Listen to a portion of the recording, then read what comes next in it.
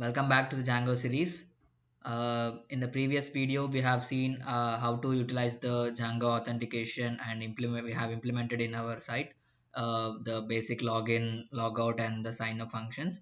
And in this video, we will see how to use how to download the CSV files from Django. Okay.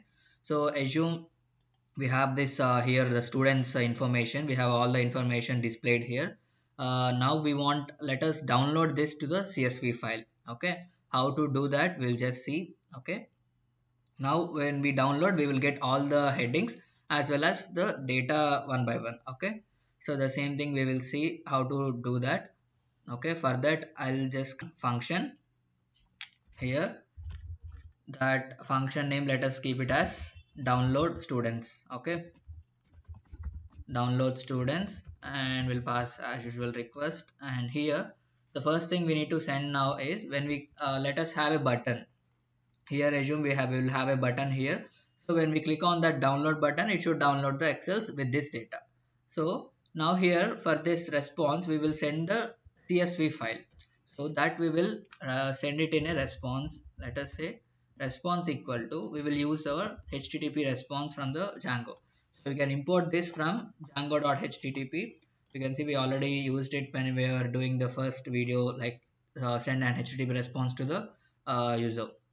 So this HTTP response, but here we will pass some arguments as content type. Okay, content type equal to, let us say it as, our content type will be the text. Majorly it is a text, and it will be in the sub format will be the CSV.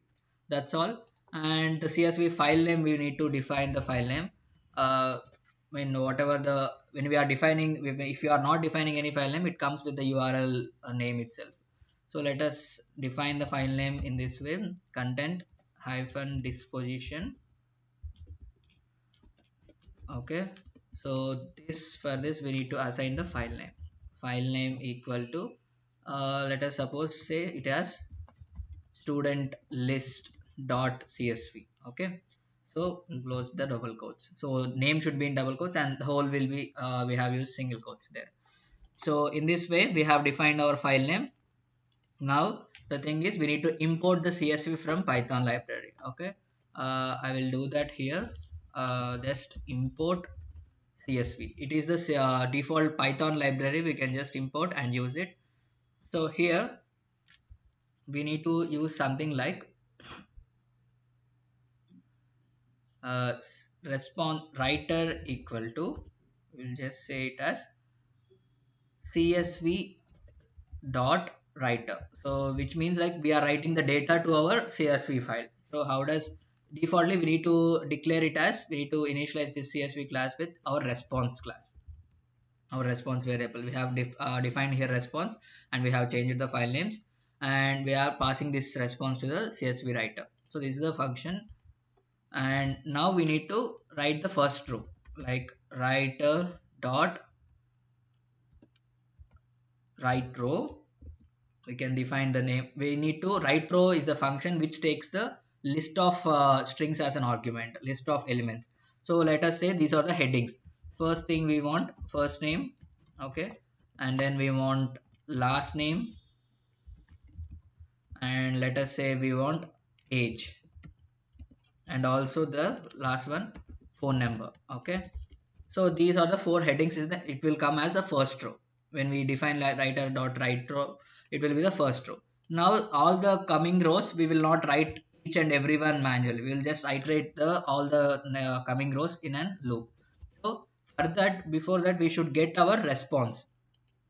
Our response will be students list. Let us say student list equal to, we will get from our table student info. We have our models dot objects dot all, as usual how we will use for getting the data. So this list we will iterate for each student in student list. It will be in the student list. So we will write this each one to the one value. So write writer dot write row. Now in each row we will define according to the corresponding to the heading, like first name. So here it should be the student dot first name, okay, and comma student dot last name, okay, and then student dot age. Then we want last one as student dot phone number, okay. So in this way we have written all the things, all each row it will iterate and it will write to the CSV file. The last thing is we will just return this response, okay. So just return the response. So when we trigger this function, it will download the CSV file with student list.csv name. For this, we need to define a URL path and then download students. We can say it as download students, and then we will import the function as we have created download CSV, download students, right? And name will be download students, okay. So I'm just copied this one and I'll go back to the student.html. Here after the student list I'm giving a link, so the link will be in this format. So URL, and this link will be student download students, whichever. So this link will trigger the student download students function. So here let us say the anchor tag, this will be download students. So under the student list we can see download students linked. So when we click that, it downloads the students. So this is the view we have written. So it comes with right row and first name. These are the 4 headings, and each row it will write these elements, okay. So now we can see the output. Hope our server is running already. So now in our download students is there. So just when we click download students, you can see we have not passed something wrong. So here our spelling is wrong. Content here it is correct, and here, okay. Okay, now we saved it and hope it will run. So download students. So now you can see a student list.csv file has downloaded. I'm just opening this.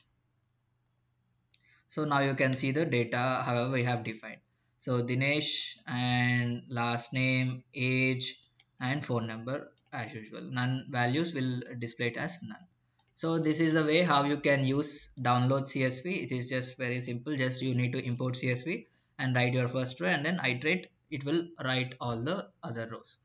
Hope it is clear and you are able to understand the scenario.